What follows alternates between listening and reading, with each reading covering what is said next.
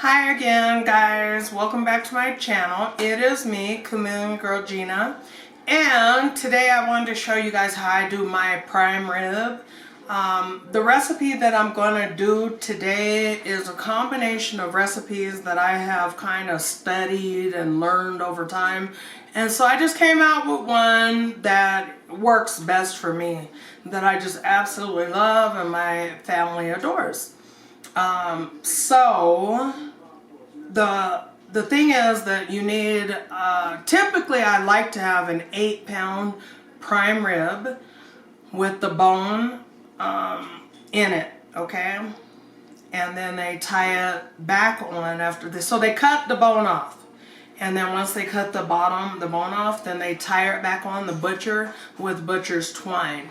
But anyway, needless to say, it's not necessary that you have to have the bone in, but it makes the flavor more intense. So of course, you want to start out by washing your meat. And so today I could find a 6-pound, a little almost 7-pound prime rib. So it's not 8 pounds, but it'll work for 6 to 8 pounds as far as your weight. So the first thing that you will need is these things. You want to start out with your prime rib, and you want to, after you wash it, I like to sit it on a piece of paper towel and then just pat it really good with a paper towel, dry. Something else that is very important for your prime rib to come out perfect, you need to bring it to room temperature. So that morning of, so at least we're going to say 3 hours. 3 hours before you go to cook your prime rib, it needs to be out of the refrigerator to bring it to temperature, room temperature, okay? So then after you just kind of, get it, pat it down, then you just take, sit it on a board or your tray. At this time, you will need some olive oil, and any brand is fine as long as it's extra virgin olive oil. I really prefer a light olive oil, but this is, I don't believe it's light, but it's good enough as long as you got some olive oil. Push come to shove, you can use some vegetable oil. But the first thing that you'll do, you want to drizzle your oil over your prime rib, because it's going to allow the seasonings and the herbs to adhere way better to the rib itself. So then you want to kind of give that a little bit of a rub. Just kind of pat it in. You don't have to like rub it or whatever. Just do whatever makes it go in there good. So that, you want to get that done.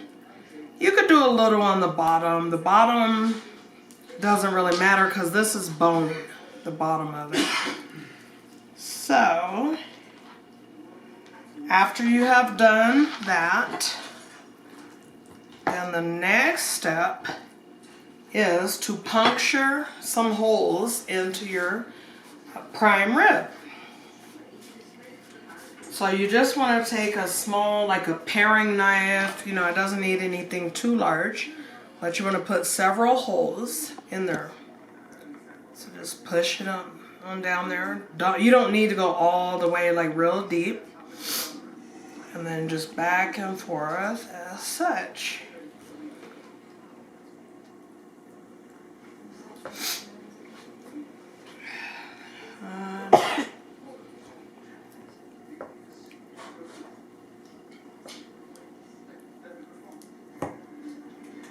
Have your oven set at this point to 450 degrees. Okay.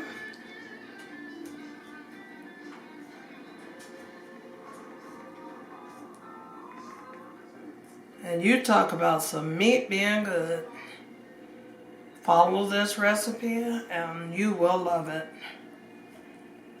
You know, I stand behind this one 150%.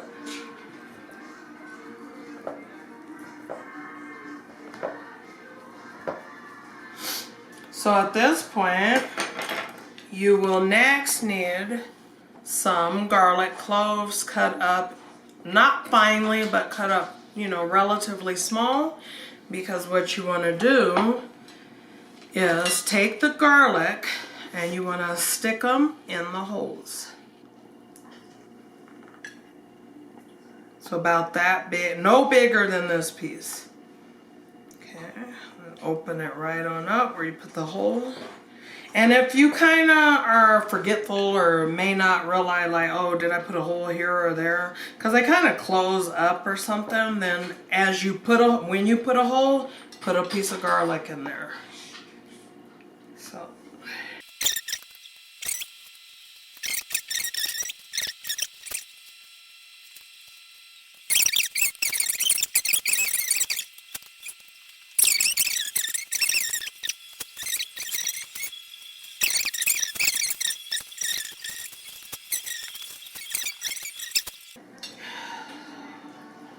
So anyway, what I'm doing, guys, so you guys can see, I'm picking up just that skin that's kind of loose. I'm just putting some garlic on down like that. And if it falls off or falls out a little bit, it's okay. It's still, your prime rib will be perfect. Follow this recipe. I know y'all asked for cooking recipes, but y'all just got me deemed as the chitlin lady. But I like to cook everything, y'all. So then after that, the next thing that you want to do, this is necessary as well. You need some coarse or kosher salt. And you want a lot of it. So the seasoning actually is going to be on the crust, but when you cut in, it's not like it's going to be salty. So you want to use 1/3 cup of kosher salt. And you want to flip it on the side. You want to get the kosher salt on that side. And we're going to just flip it again. So in essence, what we're doing is we're coating all sides of our prime rib. We're not too worried about the bottom because it's hard to, you know, get the bones and cut through all the bones and all that. But for the sake of the video, I will go ahead and make sure I show you guys how I season. I'm just going to season it in its entirety. 1/4 cup. Sounds like a lot, but yeah. So then the next thing you need is some coarse black pepper. I don't prefer the ground black pepper. I think the reason why kosher or coarse pepper and kosher salt is because you'll notice it'll make a crust on your prime rib that is just delectable. And so anyway, we're just going to finish up with the pepper. So as far as the pepper, we're going to use 1/4 cup of pepper.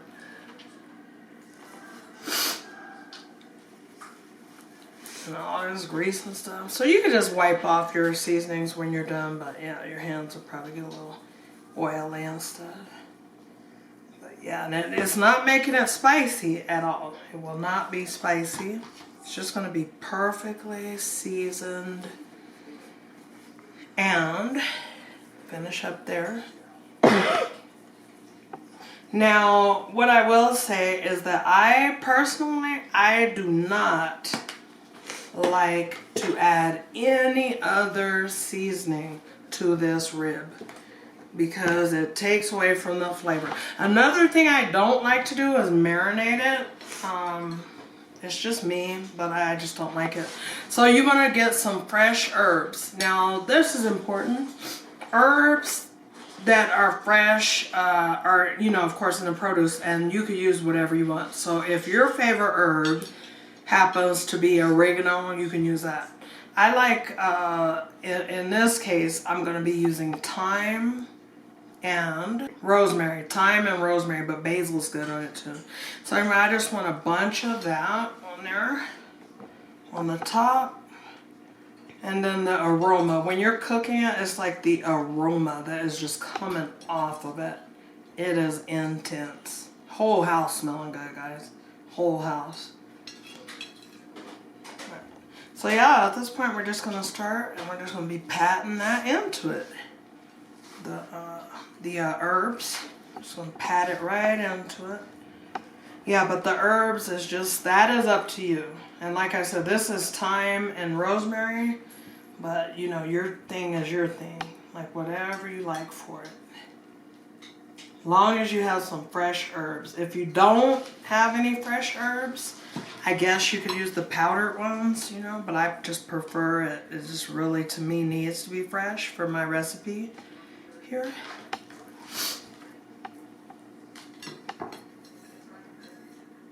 Just finish off this by doing the sides. Get that in there really good.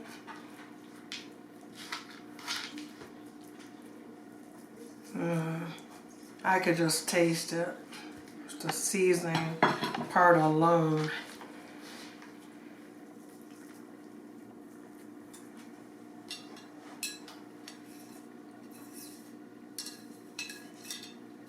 So yeah, and I'm just trying to pat that away.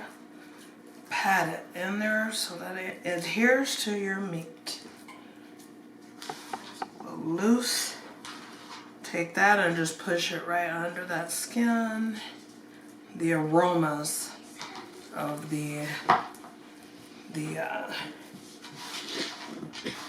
you know, herbs will really sink down in there, and it'll make it wonderful. So now, give my hands a rinse. The next part to cooking your prime rib, and this is extra important, is this. You need to choose your pan very wisely. This is actually a cake pan, but you don't want to use a glass casserole style dish. I don't like a roasting pan. I have gotten the best results off of a cake pan, and it needs to be metal. So what I like to do at this point is just take it and move it back in towards me and set it right on in there. And any excess that we have going, we're just going to get that patted on there. And now we're going to pop it in the oven. So, like I said earlier, I think I said this, you want to make sure that your oven is set to 450 degrees for 25 minutes, and that's approximately to start out with, because you want to like broil this to where that crust forms on it. After the initial 25 minutes, the oven needs to be turned down to 300 and probably 325 degrees. 10 minutes for every 1 pound. So in my case, I'm going to do 65 minutes.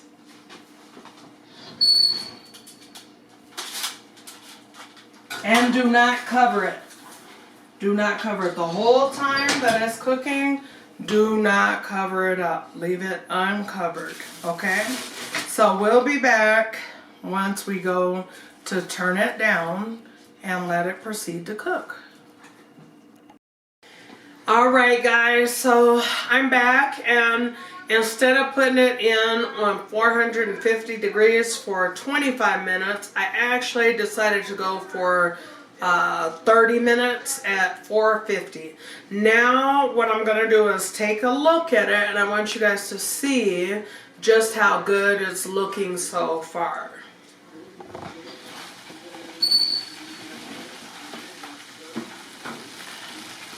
Oh my gosh, see, it's perfect. And as you guys can see, it just kind of, you know, got brown, and it makes like a crispy type of like a crust over it. So what we're gonna do is push it back in there.